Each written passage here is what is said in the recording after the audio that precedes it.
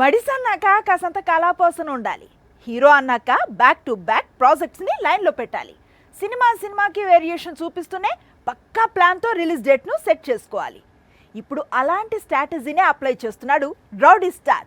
చేతిలో ఉన్న 3 సినిమాలను షార్ట్ గ్యాప్లో రిలీజ్ చేయడానికి రెడీ అవుతున్నాడు. రౌడీ స్టార్ విజయ్ దేవరకొండ తన సినిమాల విషయంలో ప్లానింగ్ మార్చాడు. లైగర్ ఫ్యామిలీ స్టార్ నిరాశపరచడంతో కంటెంట్ పై ఎక్కువగా ఫోకస్ పెట్టాడు. ప్రజెంట్ గౌతమ్ తిన్ననూరి డైరెక్షన్ లో VD12 చేస్తున్నాడు విజయ్. ఇటీవలే కేరళలో మేజర్ షెడ్యూల్ పూర్తయింది.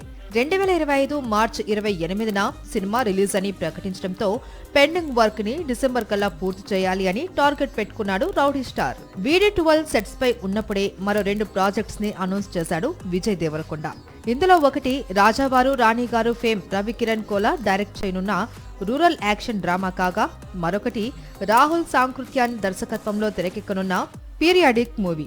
ఈ 2 సినిమాల ఫస్ట్ లుక్స్ రిలీజ్ అయ్యాయి. ఆడియన్స్ లో అటెన్షన్ పెంచాయి. కానీ ఇప్పటి వరకు షూటింగ్ స్టార్ట్ కాలేదు.